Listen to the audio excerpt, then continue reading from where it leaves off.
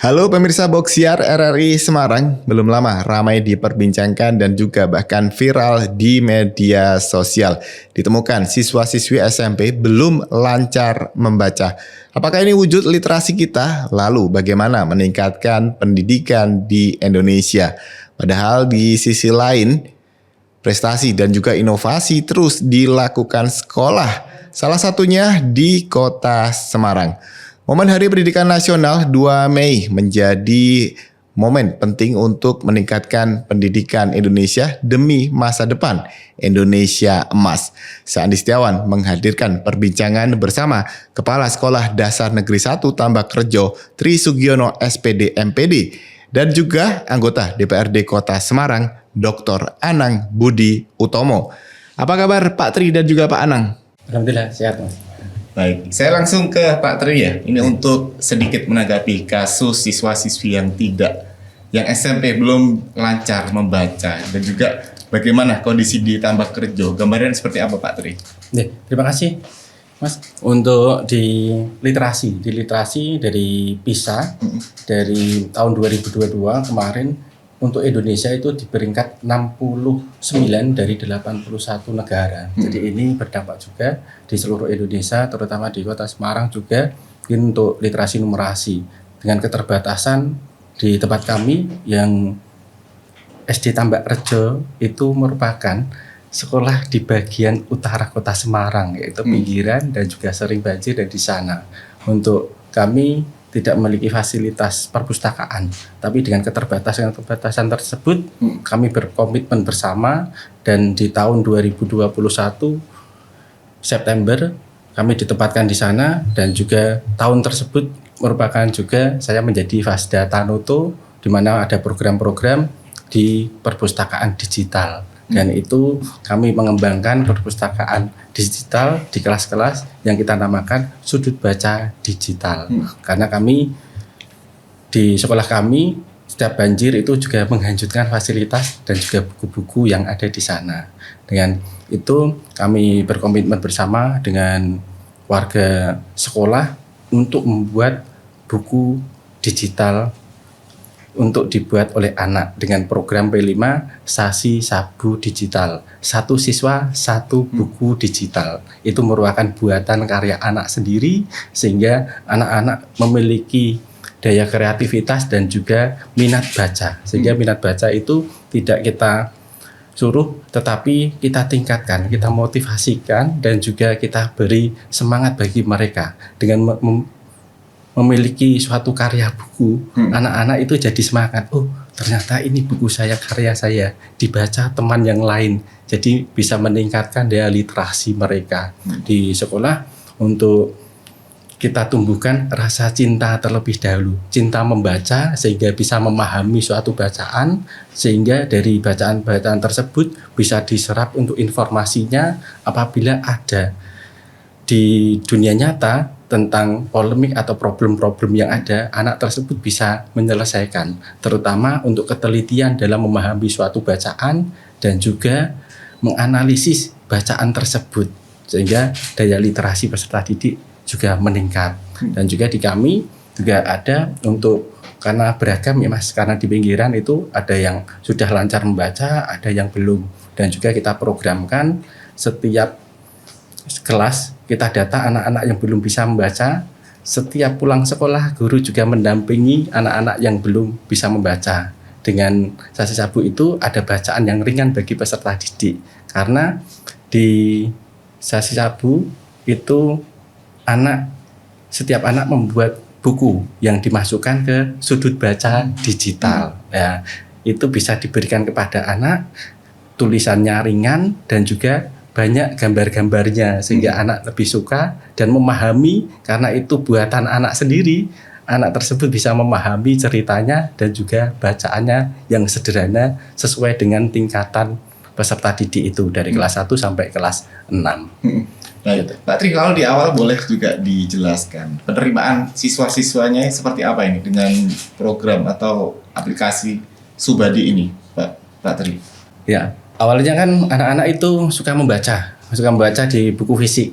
Tetapi karena banjir buku-buku kami banyak yang hanyut, fasilitas juga berkurang. Tetapi dengan inovasi kita dan juga kerjasama dengan guru, dengan orang tua peserta didik dan juga dengan anak-anak, kita programkan juga di penguatan profil pelajar Pancasila dengan program Sasi Sabu Digital itu, satu siswa satu buku digital itu, anak-anak mulai dari menggambar, terus membuat kata-kata, dan juga untuk desainnya, setelah itu di-scan, jadikan buku digital, terus diunggah ke Subadi.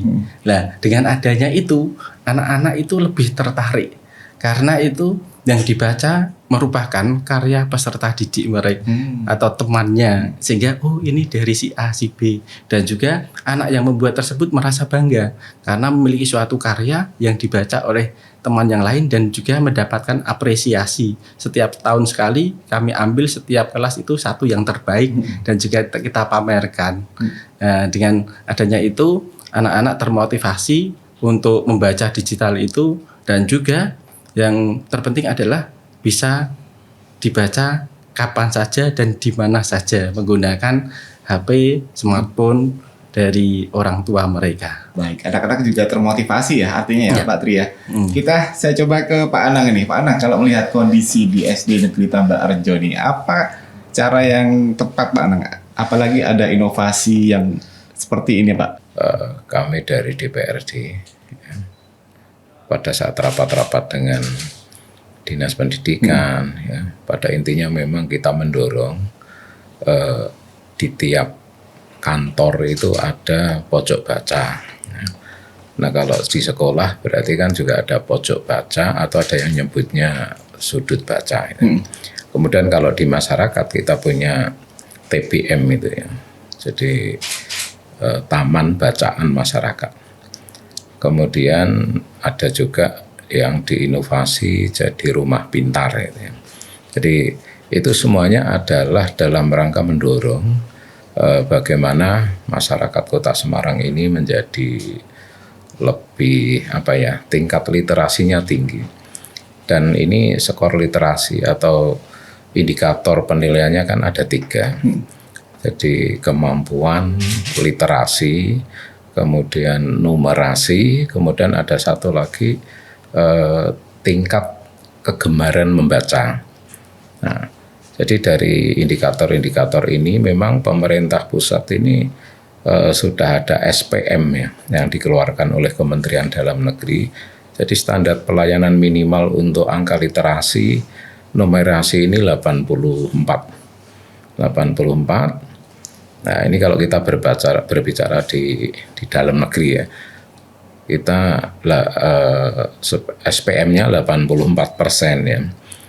Kemudian juga tingkat kegemarannya di SPM ini tingkat madya, itu maksudnya tingkat madya. Nah, untuk itu dengan sudah ada cantolan target-target yang menjadi standar pelayanan minimal bagi organisasi perangkat daerah. Kalau di Dinas Pendidikan otomatis nanti dengan kondisi di SD, SMP, nah makanya ini kita dorong. Ya. Jadi tidak hanya perlu terobosan, inovasi, bahkan bila perlu di diklat-diklat itu kita minta proper ya, program perubahan apa yang dilakukan untuk mencapai visi misi dari lembaga tersebut. Nah, kalau berbicara di sekolah, termasuk SD-nya Pak Tri ini ya, SD Tambak Rejo 1 ya, memang dengan kondisi geografis ya, artinya kondisinya ini topografi ya, bukan topografi, memang berada di ya hampir dengan permukaan air laut ini hampir sama ya. Jadi tantangan tempat yang ada di pesisir utara Semarang itu memang seperti itu ya. Nah, kita juga sudah melakukan upaya-upaya secara fisik, mungkin kemungkinan karena mindah sekolah kan tidak mudah ya. Karena merelokasi sekolah, gedungnya mungkin bisa, tapi kan siswanya kan jadi masalah. Nah, sehingga satu sisi ada upaya fisik, bagaimana meninggikan ini. Kemudian di sisi yang lain kita mendorong para kepala sekolah ini jangan menyerah. Ya. Boleh lelah tapi tidak boleh menyerah kan gitu. Nah, sehingga kita mendorong untuk para kepala sekolah waktu mereka ada tes ujian itu memang ada semangat entrepreneurship-nya ini kita dorong. Di poin-poin di situ ada. Jadi termasuk syarat untuk seleksi menjadi kepala sekolah. Nah, harapannya yang namanya inti entrepreneur kewirausahaan ini kan kreatif dan inovatif. Nah, sehingga apa yang dilakukan Kepala SD Tambak Rejo 1 ya. Nah, ini melalui Mas Tri, apalagi sekolah situ juga apapun kondisinya ternyata juga bisa mengikuti menjadi sekolah penggerak. Ya, kemudian Pak Trinya mesti guru penggerak kan dulunya ya. Nah, makanya dari situ inovasi ini penting dan kami sangat menyambut baik inovasi digitalnya dengan muncul aplikasi ya atau aplikasi Subadi itu ya, sudut baca digital. Tentu ini kami sangat apresiatif. Baik, kita harus jeda dulu. Nanti kita lanjutkan kembali ya, Pak Tri dan Pak Anang. Tetap bersama kami, pendengar. RRI Digital dengan tampilan baru, berbagai konten kolaborasi dari berbagai program nasional, termasuk siaran visual langsung, siaran radio langsung, daftar putar musik, podcast, berita video, dan berbagai fitur interaksi pengguna dalam permainan. Berbagai konten menarik seperti suka, komentar, dan berbagi, serta obrolan langsung dengan penyiar dan pengguna. Pesan langsung dan fasilitas obrolan pribadi antara pengguna aplikasi juga tersedia. RRI Digital tersedia di Google Store dan App Store. RRI Digital.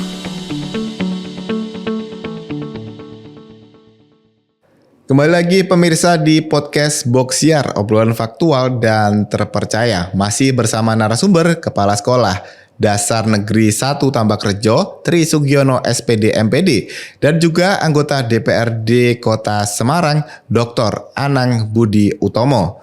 Pak Tri, Pak Anang, kita lanjutkan kembali. Saya ke Pak Tri kembali ini.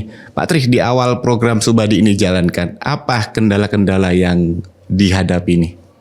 Ya, untuk Subadi, sudut baca digital, ini kami terinspirasi dengan program Tanutu dan juga saya merupakan salah satu Fasda Tanutu di Kota Semarang. Karena dari Pemkot Kota Semarang juga bekerja dengan Tanutu Foundation di bidang pendidikan dan juga stunting. Kami di bidang pendidikan, kemarin ada program untuk perpustakaan digital, terus kami terapkan di sekolah kami dan juga dapat pendampingan sehingga ada beberapa permasalahan-permasalahan.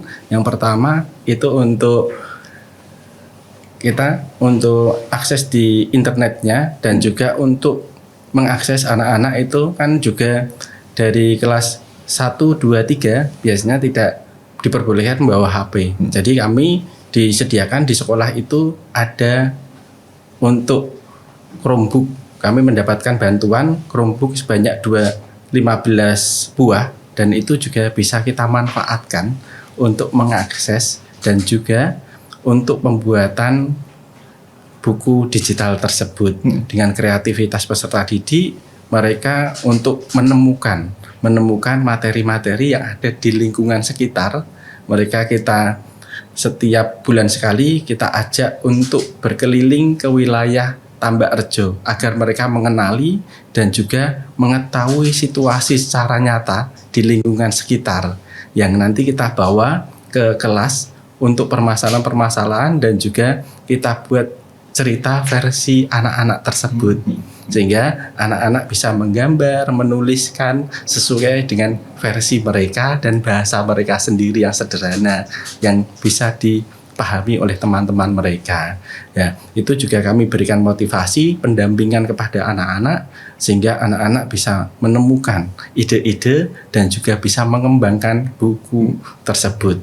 Dan juga dari itu kami juga dalam sarana prasarana awal saya di sana itu juga September 2021 LCD yang terpasang hanya 1.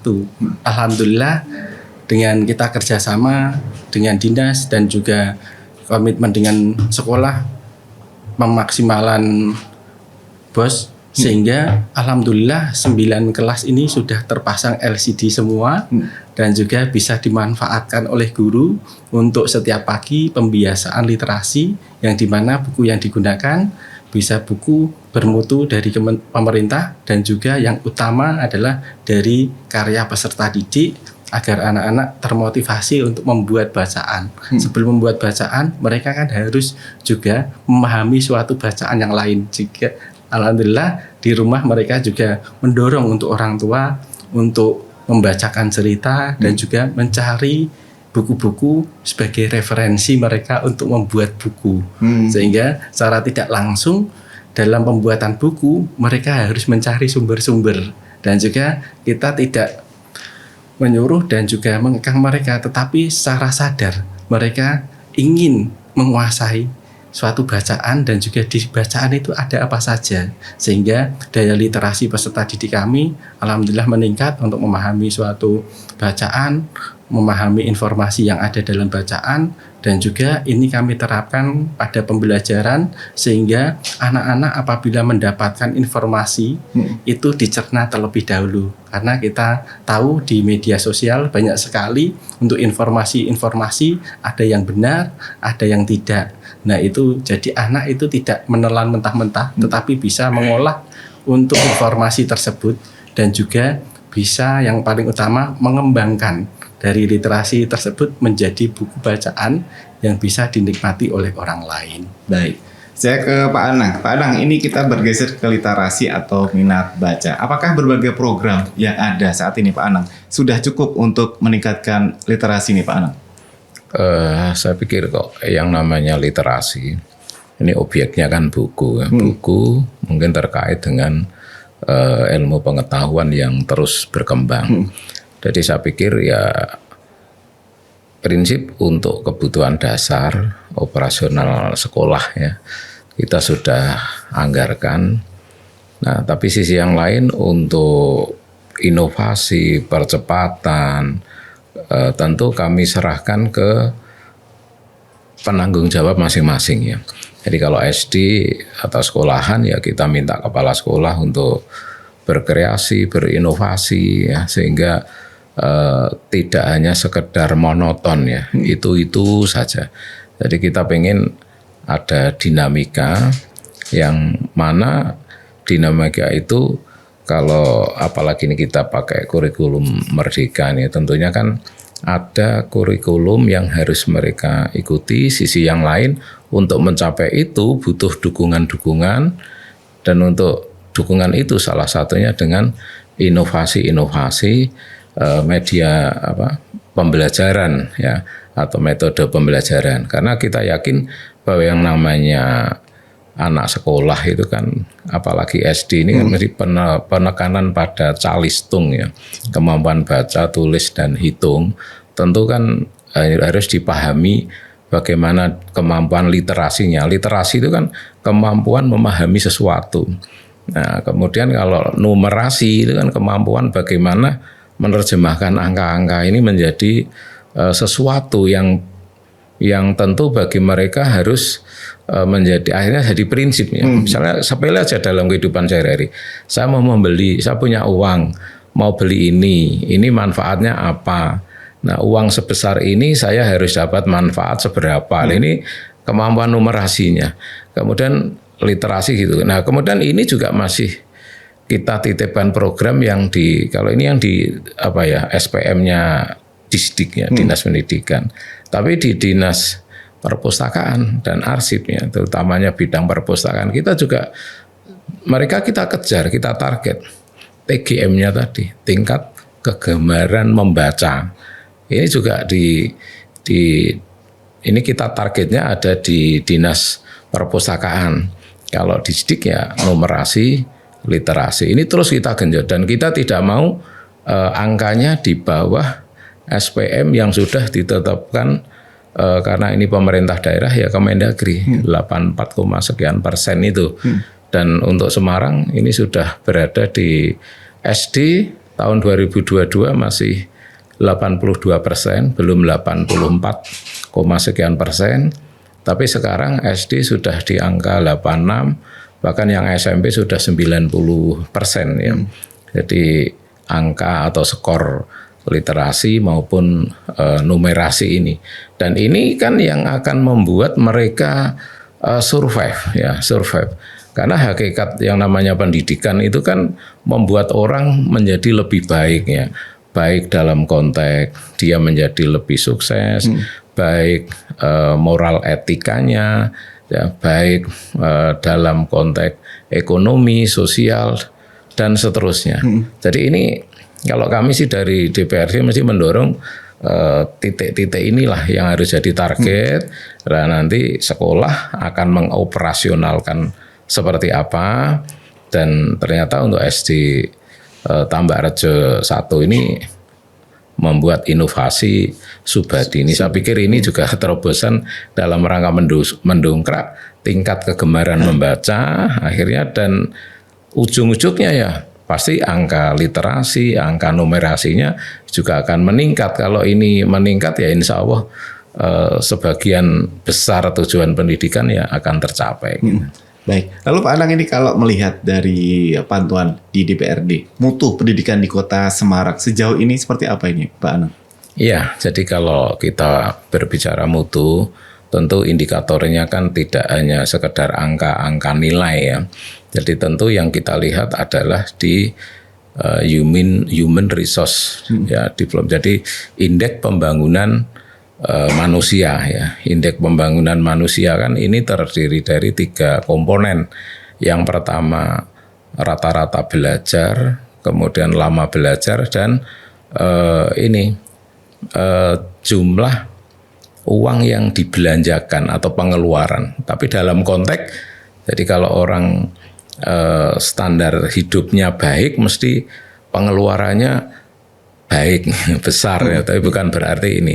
Nah, di Semarang untuk angka ini memang kita sudah tertinggi ya, tertinggi. Kemudian kalau dilihat dari mutu pendidikan ini, Semarang kan ini jadi kota hinterland bagi kawasan di sekitarnya, sehingga semuanya ini kan di Semarang ada anak dengan berbagai model, anak dengan berbagai ini, jadi tingkat heterogenitasnya tinggi. Tentu tantangannya berbeda dengan misalnya di Solo itu kan lebih sudah kelihatan. Kalau kita ini kan anak nelayan ada, pedagang ada, jadi kompleks ya. Nah, sehingga secara umum memang kita tidak bisa membandingkan secara apple to apple ya, tapi tentu dilihat kondisi. Dan untuk Semarang memang kita melihat kalau dari angka-angka target yang sudah ditetapkan pemerintah, kebetulan kan saya ini masuk pansus LKPJ kemarin ya, laporan keterangan pertanggungjawaban wali kota. Jadi kalau dilihat dari sekedar angka itu kita sudah baik, sudah tercapai. Tetapi kalau sudah dikomparasikan, nah ini kan tentu masih butuh pengembangan, masih butuh inovasi-inovasi yang seperti ini. Baik, terima kasih. Kita kembali ke Pak Tri ya, ini terkait minat baca. Dengan pergeseran zaman seperti saat ini, di zaman digital, dengan teknologi yang luar biasa, media sosial, game, dan segala macam ini, kondisi real minat baca anak-anak khususnya di Tambakrejo ini seperti apa ini Pak Tri? Ya, cara real untuk minat baca peserta didik kami alhamdulillah ini tetap, walaupun ada game dan juga yang lainnya. Kita juga berinovasi di mana di Subadi tersebut itu buku-buku yang disajikan karena itu karya anak-anak juga kita buat itu seperti ada komik juga, komik-komik. Jadi anak-anak itu lebih suka juga untuk membaca seperti komik, tulisan yang lebih sederhana dan juga banyak gambar-gambarnya. Sehingga anak itu juga termotivasi di sana dalam membacanya.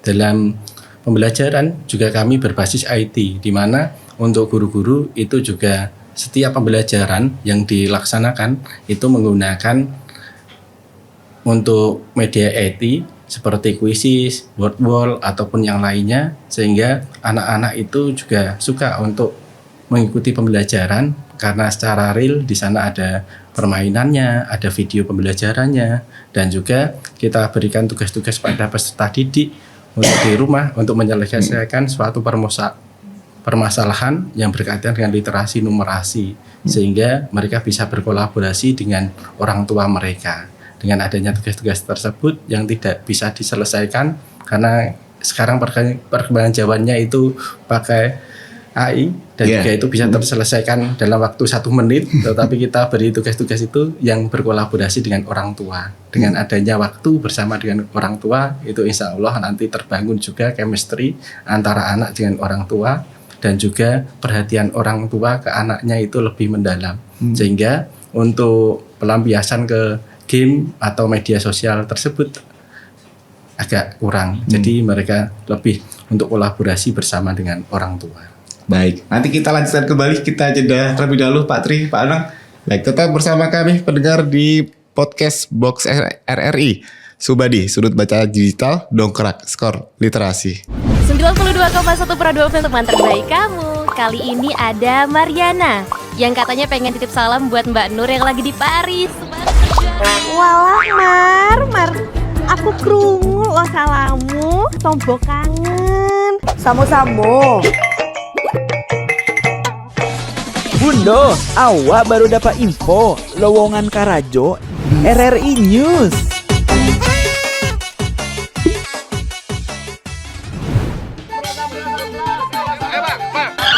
Nyanyi lagu apa kita, Pace? RRI Digital saja toh.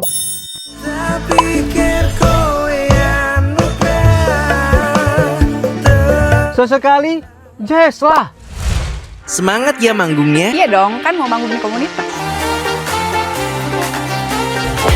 RRI ada di berbagai platform. Sekarang banyak cara menikmati RRI. Kamu yang mana? Terima kasih pemirsa Box Siar RRI Semarang masih di podcast dengan tema Subadi, Sudut Baca Digital, dongkrak skor literasi. Masih bersama Kepala Sekolah Dasar Negeri Tambak Rejo 1 Tri Sugiono SPD MPD dan juga anggota DPRD Kota Semarang Dr. Anang Budi Utomo. Pak Anang, kita lanjutkan kembali Pak Anang. Pak Anang, dari Pemkot Semarang ini, apakah ada program prioritas yang sudah disepakati bersama dengan Komisi D sebagai mitra pendidikan yang menyasar peningkatan kualitas sekolah-sekolah, terutama di tingkat sekolah dasar, Pak Anang? Iya, yang masih jadi perhatian utama kita kan masalah aksesibilitas ya. Karena rata-rata lama belajar di Kota Semarang ini masih di angka 12 tahun ya. Artinya lulus belum 100% warga Kota Semarang ini mengenyam pendidikan hingga wajib belajar yang 12 tahun ini. Nah, kemudian dari situ kita memang kebijakan seperti tadi disampaikan ada roombook ya. Bagaimana setiap sekolah mempunyai bisa mengakses internet ya, ini difasilitasi pemerintah, kemudian juga pelatihan-pelatihan karena kita sudah mencanangkan sebenarnya SPBI itu ya, SPBI jadi sistem pemerintahan berbasis elektronik. Nah, dari SPBI ini tentu dampaknya adalah di dinas-dinas, pasti termasuk di dinas pendidikan yang akhirnya ke sekolah ya, termasuk SD, ini kan pasti mereka harus lebih menggunakan digital ini ya. Jadi kita masuk di era digitalisasi. Jadi semua sekarang termasuk kemarin saya gojekan, bahkan ya perlu kita ini ya syarat ketua RT ini mestinya ya mempunyai kemampuan untuk mengoperasikan ya.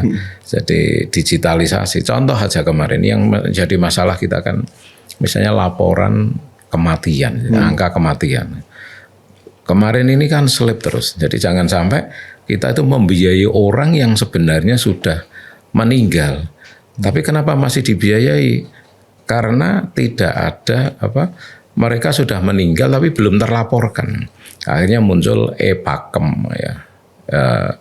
Jadi pelaporan kematian. Jadi angka ini sederhana kelihatannya karena banyak kan orang yang meninggal karena tidak mau bagi ahli waris, tidak dapat pensiun kan terus akta kematiannya tidak diurus gitu loh. Jadi contoh kecil-kecil itu. Jadi artinya bahwa kita itu sampai tingkat bawah pemerintahan kita di tingkat RT, ketua RT, pengurus RT ini harus harus familiar dengan digitalisasi ini. Semuanya kan sekarang sudah ndak model ketemu bawa kertas gini, kita sudah paperless semuanya. Nah sehingga dari situ ini kerangkanya. Nah tentu di sekolah-sekolah ya termasuk dengan kurikulum Merdeka Belajar. Ya, artinya kan ini sekolah harus bisa menangkap ini, jangan sampai anak. Jadi tentu kita malu kan sudah SMP tidak bisa baca. Kemudian kenapa tidak bisa baca? Karena sudah tidak menarik, metodologinya tidak sesuaikan dengan sekarang ya. Sekarang kan anak kecil aja rewel, nangis, dilempar, dikasih HP, diem. Bahkan saya heran anak 3 tahun, 4 tahun ternyata buka aplikasi dengan isinya ini sudah pinter itu. Saya punya ponakan umur 3 tahun.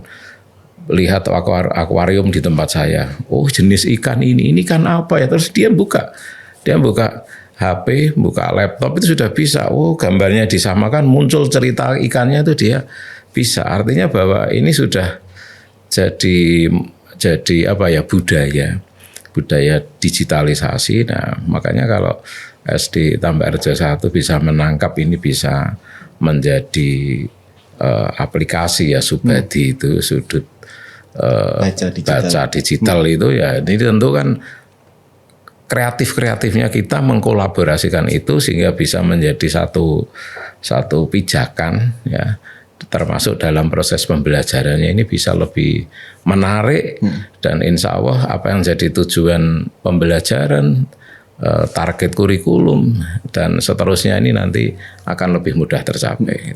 Baik, Pak Anang, lalu kalau sedikit kita singgung terkait pemerataan sarana dan prasarana pendidikan, menurut Pak Anang seperti apa di Kota Semarang, Pak Anang? Dan kebijakan prinsipnya kita pengen pemerataan.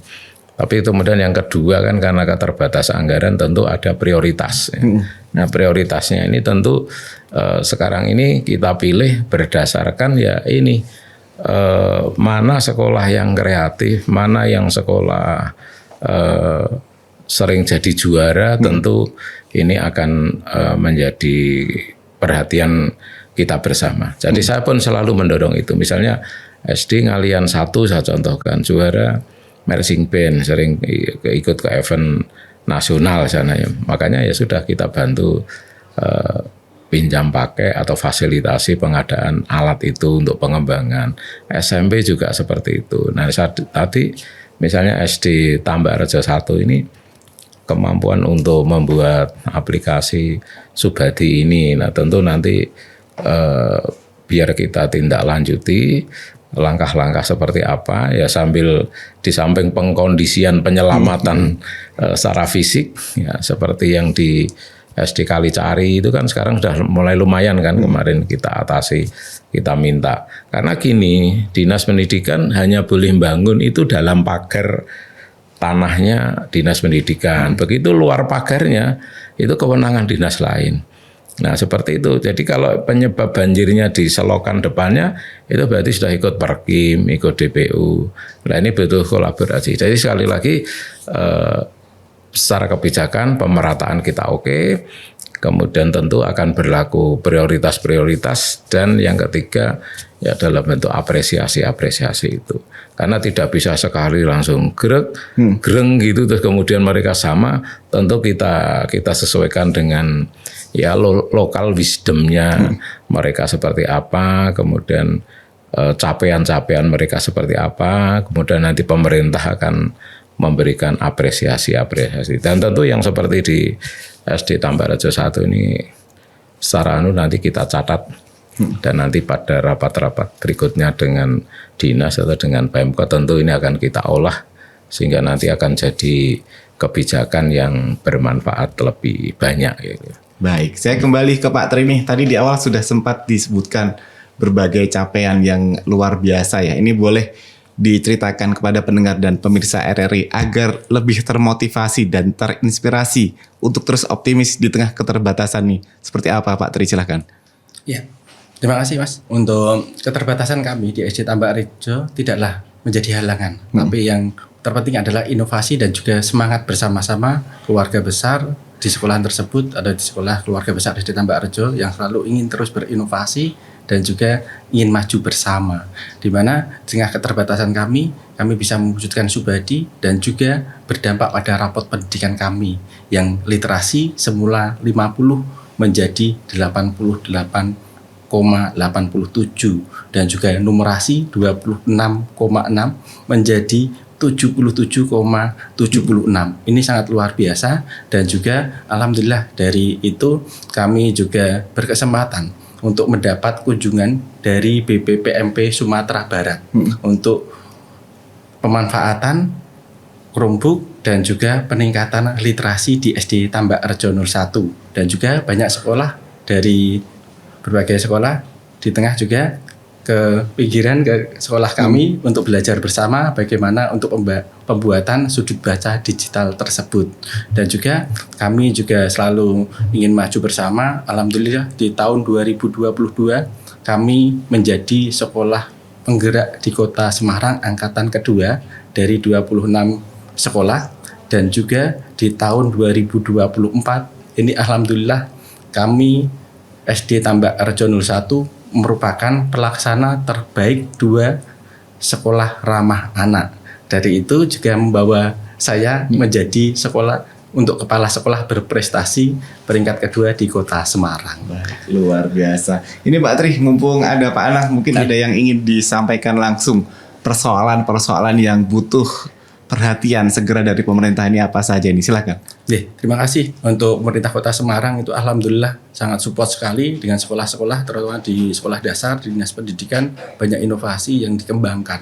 Yang kami butuhkan itu adalah tergantung di sumber daya manusianya. Kami ingin pendampingan secara nyata untuk kepala sekolah terutama yang di pinggir untuk berinovasi, selalu berinovasi, dan juga bagaimana untuk membangun komitmen bersama dan kolaborasi untuk manajemen sekolah, sehingga dengan keterbatasan mereka bisa melompat lebih jauh, berinovasi sehingga bisa menghasilkan sesuatu yang bisa menjadi branding di sekolah tersebut.